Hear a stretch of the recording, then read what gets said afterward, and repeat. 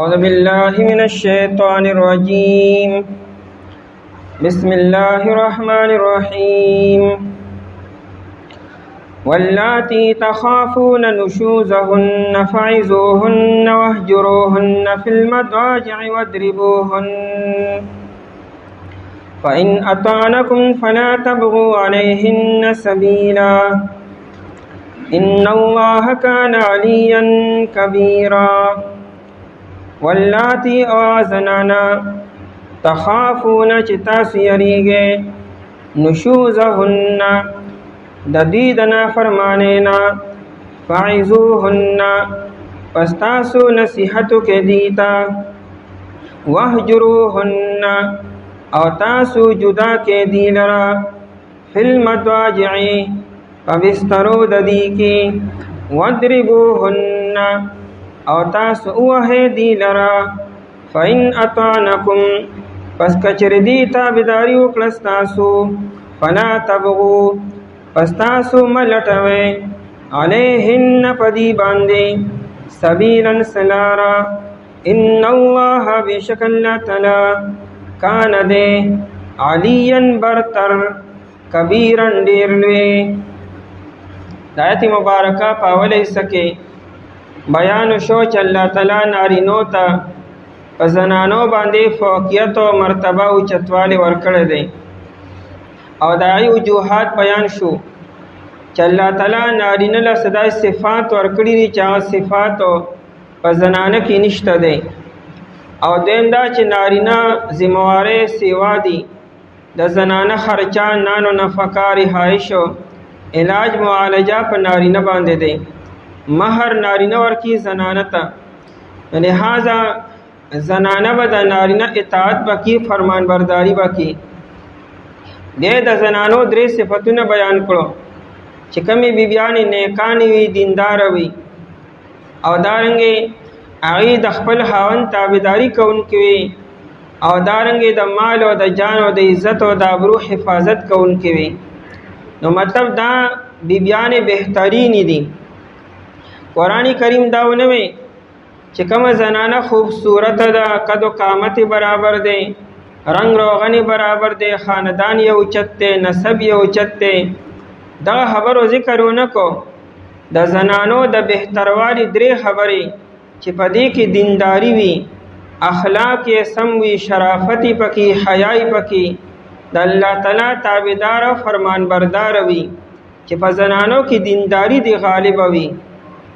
او دین دا چې دا د خپل خاوند فرمان بردار اطاعت گزار وي، چې ناشکری نه کی، دا احسانات په خپل ځان باندې ونی، او چې دې کې د تکبر او د اوچتوالي د مادنی چې دا تسلیم کې چیرې زه نارینه سره برابرې دی نشم، دا حقایق دي، دا احسانات ما باندې سیوا دي، چې دا د خپل حقوق دا نه غواړي چې زه نارینه اوچتې ما یا برابرې ما، چې دا خبر دا دړنه تسلیم کې چیرې نارینه هغه الله تعالی دا فضیلت او مرتبه ورکړې ده. او دریم دا چې د خاوند د کور او دغه د مال او د جان حفاظت کی هغه موجودی او که موجود نه. او دریم دا چې دغه کم امانت ته چې دغه عزت ته چې هغې باندې څه قسمه مسله را نشي، د هغې دا حفاظت کی. نو دا بیبیانې بهترین دي. د آیت مبارکه په آخر حصہ کې دا وی چې ټولې زنانه یو شانتي نه، بعض اوقات زنانه سرکشي وکړي او دارنګې نافرمانی کی، د خاوند اطاعت نه کی، د احساناتو د شکریه نه ادا کی، نو نافرمانی کی نو بیا بسکو. نو قرآن کریم د درې حل ذکر کی.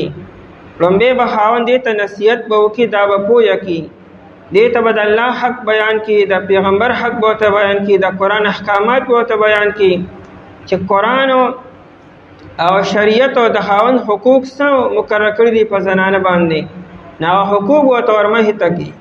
او دا به ته وي چې دومره زه ستا خیال ساتم، ستا ټولې مسلې زه پوره کوم، سر ته یې رسوم، نو کم از کم ته خو به زما خبره منې و اطاعت به کوې. نو هغه په عقلي دلایلو باندې کنوینس کی، پوهه به کی او مطمئن به کی. او دیم دا کچره په دی باندې ای کې سفر کو نشو هغه لین ترانه او بیا مغه سرکشي کې او نافرمانی کې او غلطیم دا غیدا. نو بیا دیم دار چې د دې بستر بدیل جدا کی چې ته زورنه میروشي دا د اصیل زنانه د پاره او د یو عقلمند او سمجھداري بیبي لپاره دا د مرګ نه کم نه دی چې دې ته پته ولري چې د مانه خاوند خپه دی پړه کې. او دریم دا چې په دې باندې د غیس فرق ونشو نو بیا دریم نمبر بیا مار او پیټ ته وهل ټکول دي فغم د شریعت په حدودو کې او په دایره کې ودن نه کچره پدی باندې ونه شنو بیا بس کیږي. دا درې خبره به خزه هون خپلو کې به دا حل کیبا چې بل چا تر دې خبره پته ونه لګي په کور کې چې دا ټوله خبره په کمره کې دن نه وشي پرده کې دن نه وشي چې نه د الک پلار ته مور ته پته ولګي او نه د جنې پلار او مور ته پته ولګي او نه په کور کې نور زنانو ته نه خپل ماشومان ته پته ولګي چې دا ردی خپل منځ کې مسلې وي. کچره پدی باندې مسله حل نشوا ار یو بل خطاوار او قصوروار او ګناګار غنو چې نستا غلطی را دی نستا غلطی را نو بیا به هم فیصله درمګړي بکی. نو بیا دایره پر حکمین دي چې دای ذکر ورپسې آیت مبارکه کې را روان دي. د دې آیت مبارکه شان نزول داده یو انصاری صحابي دی سعد ابن الربیع رضی الله تعالی عنہ دی د احد په جنگ کې شهید شوی دی. سعد ابن الربیع رضی الله عنہ د بیبي وا داینم حبیبه بنت زید بن ابي زهير رضی الله تعالی عنها. نو دی بیبي به سغلتی وکړي نو د سعد ابن الربیع رضی الله تعالی عنہ ول سپیړ ورکړه په مخ باندې. نو دی پلار ته شکایت وکړو چې زه خپل خاوند والما. نو پلار وی چې راځه نبی علیہ الصلوۃ والسلام ته شکایت وکړو چې تا له ولي گزار درکو. نو دا بیبي او دا پلار دواړه رالو نبی علیہ الصلوۃ والسلام ته د سات شکایت وکړو چونکه تر دا ټیمه پورې د داسې قسمه مقدمه او د قضیه سهل قران نو بیان کړي سم سره مخکې نو راغلي او نه د خاوند زیات فوقیت او مرتبه لا بیان شي ودونه. نو ظاهره فیصله نبی علیہ السلام دا وکړه چې بس ټیک څنګه به د سعد ابن ربیع رضی الله عنه نه به قصاص واخلو.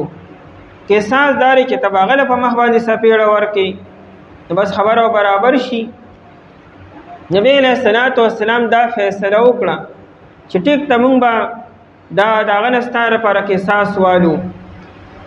چې کله دی دواړه روان شو دا بیبي او دا پلارې دې کې جبرئیل علیہ الصلوۃ والسلام تشریف وروړو او آیت مبارکه نازل شو.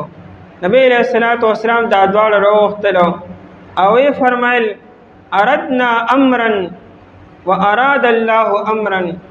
مونږ د یو خبر اراده کړې و فیصله کړې و الله د بل خبر اراده کړې ده. مونږ وې چې دا غنه وکي ساس والو الله وینه کې ساس وکم دی کې اخلي دا الله اراده بل سوا والذي اراد الله خير. الله چې کوم اراده کړې دا خدا او بهتر ده. نو مطلب دا چې تبه کې ساس نه لې خاوند الله تعالی دا حق ور کړی دی چې د خزې په غلطه باندې هغه د تنبیه کی او مناسب انداز کې هغه مار پیټم کول شي او د دې بدله به د خاوند نه نالو. ها کچره سړی ناجایز وال ټکولو کی چې هغه د شریعت د حدود نه بار دي نو خزه په خپل کې ساس نشي غسته او بدله نشي غسته او نه د خزه پلان ته ناغستی شي بیا قاضي او خلیفہ چې کوم بادشاہان دي او دای متعلقه حکام او تبدی شکایتو کی چې دا مسله دونه وا د سزا دونه ور کړی دا بیا به چې کومنو قانون او حاکمانو بیا سړی له مناسبه تنبیه او غته سزا ورکی با. واللاتی تخافون او اعزننا تخافون چې تاسو یریږئ چې تاسو ته خوف ته د سشي نشوزهن ردید نافرمانه.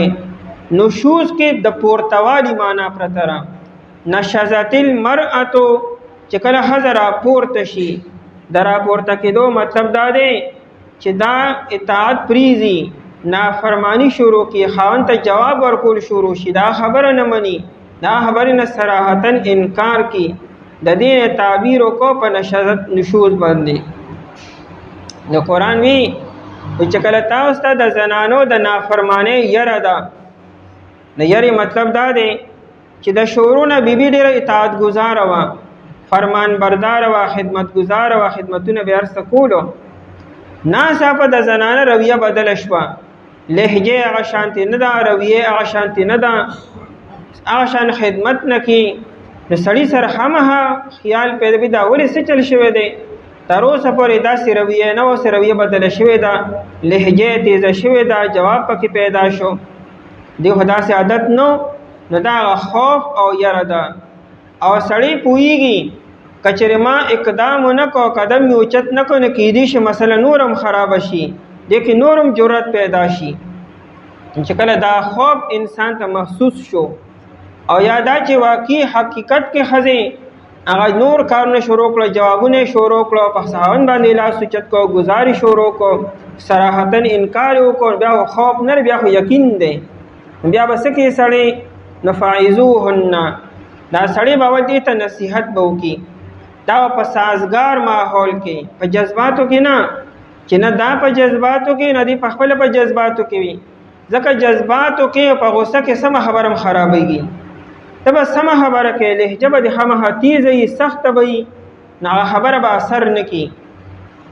د سړی به پټنډ دماغ سره او په خپل ماحول کې چې زنانم د اټیم کې په جذباتو کې نه دا به پوهه کې او کې به نه. او خيار او سمجدار سړی دا سره چې کله دی غوسې نو په غوسه کې چې د کوره باروزی چې دغه وخت دی ایغ نیغ نشي، کني شیطان هم دا غواړي چې دی خپل کې اونخلي او خبره طلاق ته ورسي. سړی په دې خبره شیطان په دې خبره ډېر خوشاليږي چې کله سړی خزر طلاق ورکی، په دې چې شیطان سونه خوشاليږي دونه په بل کار باندې نه. وجدار چې دې سره دشمنی را دوه خاندانونو شي، بیا کدا سړی چې مان دي ورکړي، بیا دې خپل طلاقونه انکار کوي، ایمان دي ورکړي، نو طلاق ورکړي دي او شیر ایمان دي ورکړي، نو مطلقه حد ساتي بیا نو ټول عمر په ګناه کې مبتلا دي. دا کوي بیا د عزت مسله ده، د بچو مسله ده، د خاندان مسله ده، د طلاقونه بیا انکار کوي.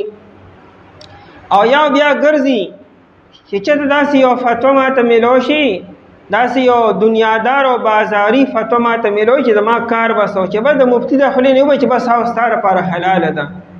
انا کې مطلقه هل بسنګ ستاره پر حلال شي، او ته چې داسې ګرځي نو دنیا کې وتا ته ملاويږي بارنګ خلکو چې ساده خواهش او د نفسانیت مطابق فتوا بتاته ملو شي، نو په دې ونه حلاليږي.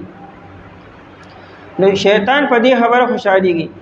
او دویم سمجدار او خيار انسان دا سره چې کله حزه جذباتو کې رااله او په غوسه کې رااله، پرې د چې غوسه وکي، پرې چې داخله کولو کې هغه غوسه ولا بنداو مکني پړسیږي دا، نو پرې د چې دا غوسه او جذباتو اظهار وکي چې کله دیار سوې دې کې نو په خبره باندې پوهه کا چې ستا جذبه داسې پکار دا بیبيان خدا سي پکار دي، نو ایت نصیحت کا عقلی دلایل باندې پوهه کا. دا پوهیږي نه غوړي، خو به هر حال ته کوشش کوي چې په عقلی دلایل باندې په خامها په خبر باندې چې دا کم از کم سنه سپوي شي. نفعذوهن نصیحت کدیتا د هاون حقوق او بیان کا، د دې خپل حقوق او بیان کا، خپل احسانات او ترمه تکا تعالی ما دا کړی دي، دا می کړی دي، دا کوم دا ذمہ داری ګڼم زو تما باندې بوج نه دانه چې تما غنه نه خو ټول خبره او تل خیر سره کا چې دا پوي شي. فعذوهن او ټول گردان ته په یو ټیم باندې مکوا، خیر دې ټیم په ټیم باندې پویا کا، چې ټول خبرې تا په یو ټیم باندې بیا وسکے، نو خبرې په ترتیب سره وکا. نور د سمجدارو خلکو د دیندارو خلکو بیانات ته وروا، تبلیغ کې ولېګا په خپل وسل لړشه، علماء بیانات ته کې نو وروا چې دا سن سپوي شي. نفعذوهن نصیحتو کې دیتا، او چې په نصیحت باندې ونشوا د نصیحت نه بعد متپوه شي چې رئیس فرق رانغه لا لیلی دا ډکویږي نه په خبره باندې، نه په نصیحت او نه په څه باندې دا.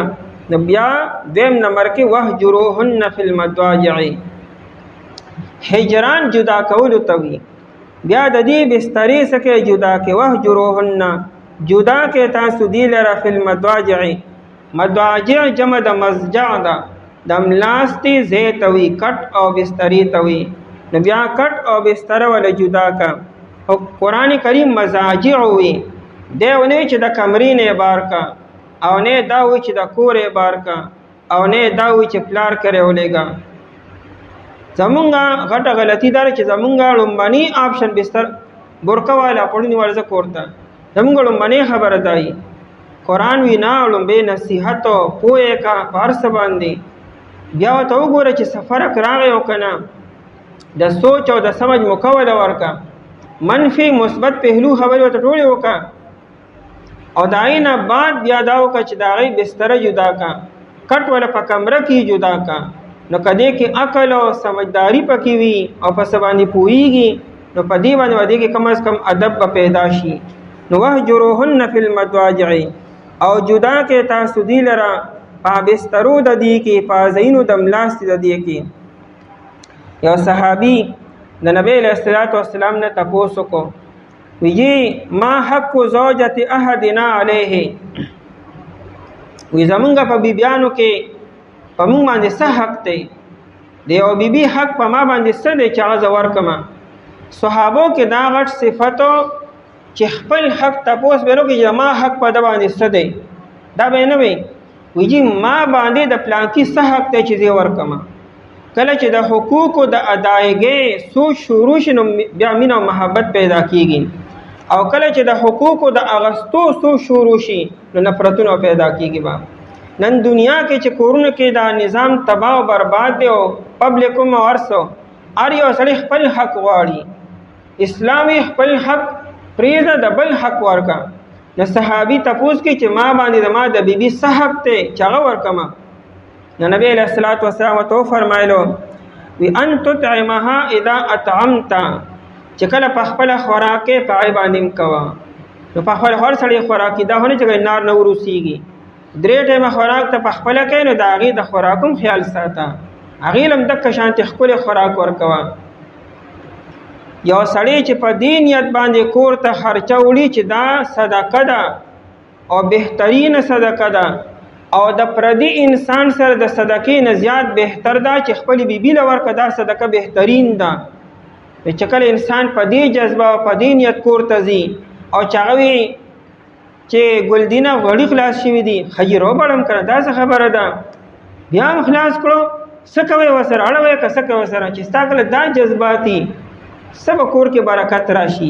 وي خجرو بړم دا څه خبره ده چې کله ستا دا جوابي رو بړم دا صدقه ده، هغه کور بسونه خپل گلزار وي وي تا علم ورکو د خوراکو. دویم نبی علیہ السلام فرمایي وانت وتکسوها اذا اکتسیت، چې څنګه ځان په خپل جامع اخلي ګرمه کې سردې کې دا اختر دی دا پلانکې دی دغه شان اغیرم جامع اخلا. او دریم نبی علیہ السلام دا وی ولا تضرب الوجه، او کچره فرض کا وخین په مخ بوله گزار نه ورکه، ځکه دا مخ چره دا ډیر شرافت والا او معزز اندام دی، نو په مخ باندې به گزار بی بلا نه به معشوم لا نه پردی را نه خپل لا هیڅ چا مخ باندې به گزار نه ورکه. او بیا نبی رسول ولا تکبه، دای تکبیح مکوا، دا سي دایله پیغور مور کوا، تانی ول مور کوا، د پلارو د مورو د خاندانو داغي پیغور او تانی ول مور کوا چې ته خداسي ته خداسي. او بل نبی اسلام دا وی ولا تهجر، او کدی اساس خفغان ناغینو کچری جدا کیږي تنا نو دا هجران او دا جدای وګور په کمره کې دن نه بي الا فی البیت، مگر په کمره کې دن نه. د کمرې نه به بار کې نه خلک په ځان نه خبره، دنیا په ځان نه خبره، کما کله انسان داري خبره دون نه او پوره دنیا خبري. د په کمره کې دن نه سو کدی بستر جدا کا او د کمرې نه مبارک وا چې مسله دن نه حل شي. نو قران کریم وی چې وهجروهن فی المضاجع، د دې بسترې د دې جدا کا.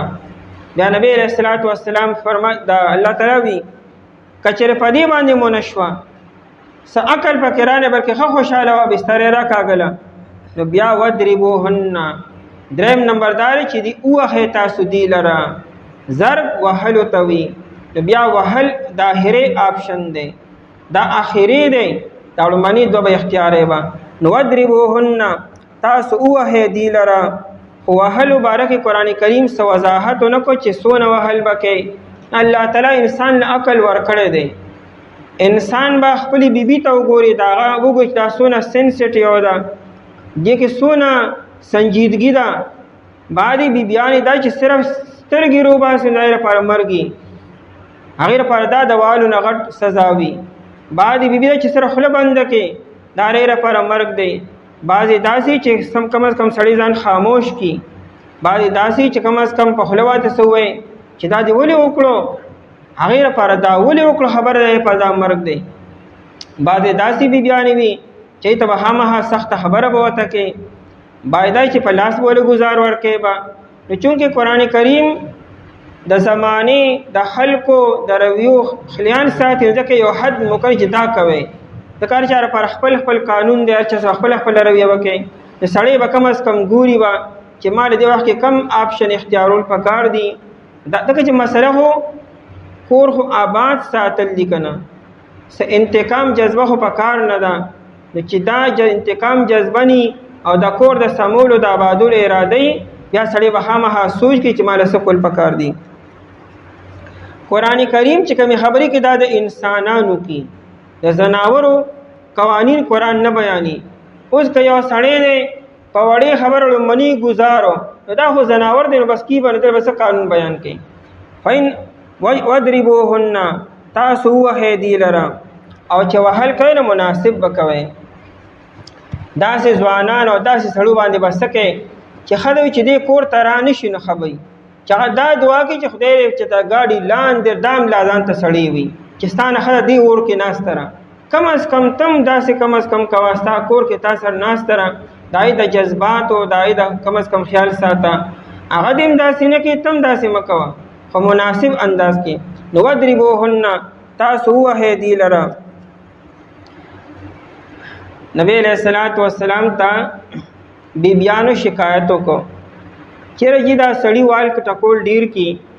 ابو داود شریف کې روایت ته نبی علیہ السلام فرمایلو چې لا تضربوا اماء الله، دا د الله بندگان دي، دا مو وخه دې سره نرم رویه اختیاروي، گزاره وسر کوي. لا تضربوا اماء الله، بیبیان دي خیر دې گزاره وسر کوي. چې زنانو دا اوریدل کنه چې نبی علیہ السلام صحابه منې کړي دي، بس پای کې جرأت پیدا شو. هغه په یو سم سړی وال باندې کیاسه مو او زمونږ چې کوم نه هغه بادشاہي ده. نو بیبیانو جوابونه هم شروع کړو کور کې او دارنګې خپل دغه ښکار کړو جذباتو مو. نو صحابه رالو، عمر رضی الله تعالی عنہ راغی نبی علیہ السلام ته چې رجی زائرن النساء، زنانو کې دونه جرأت پیدا شو کنه چې اوس پکې مونږ سکینه حسابي دغه چې تاسو ورته ویلي چې سړی به وال نه کي اوسه.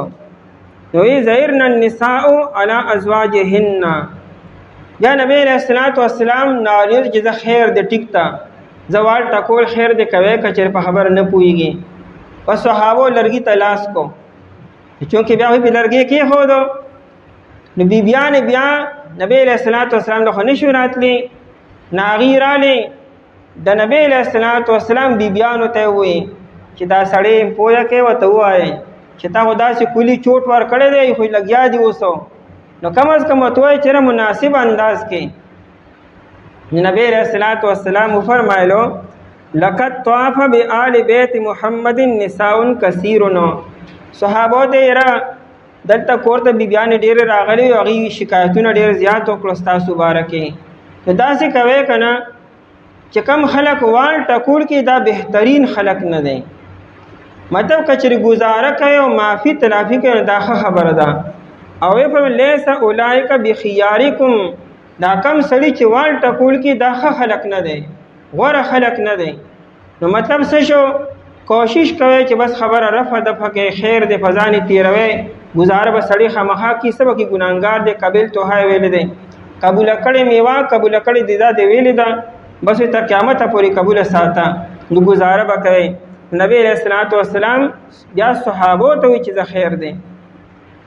بهرحال مسله دارا چې یو سړی خپل بیبي ته وال ټکول کولی شي. دا اسماء رضی الله تعالی عنها چې دا د ابوبکر صدیق رضی الله تعالی عنہ لور چې دا په زبیر رضی الله تعالی عنہ باندې واده و، داغه سلور بیبیانې وي.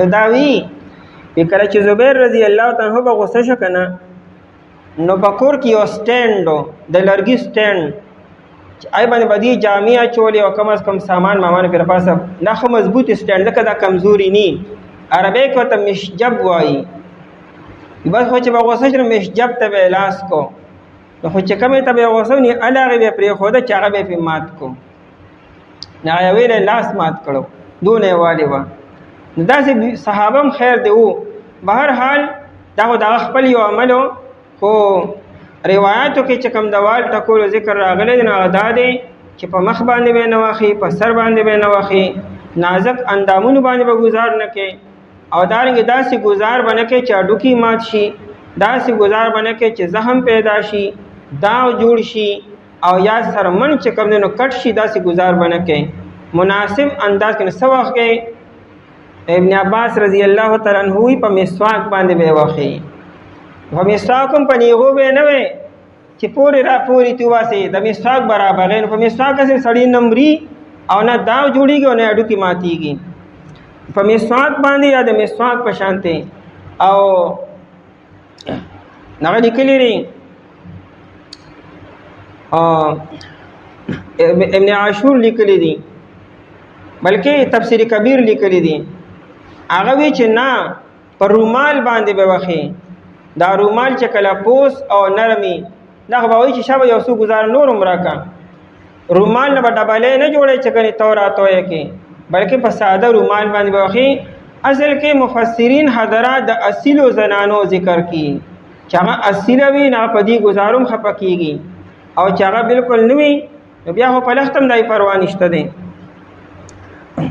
یو سړی په سلورو خبرو باندې خپل بیبي والی شي لمنه دار چې ترک زینت سړی داینه مطالبه کې چې ټانګرن کوا ډول سنگار کوا او دا کور کې نکی نو پدی باندې سړی دا خزوالی شي دویم دا چې دې داینه مطالبه وکي سوزر نشتا سرکاوت نشته د سم مسله نشته او هغه انکار کینو پدی خبره موالی شي او دریم دا چې هغه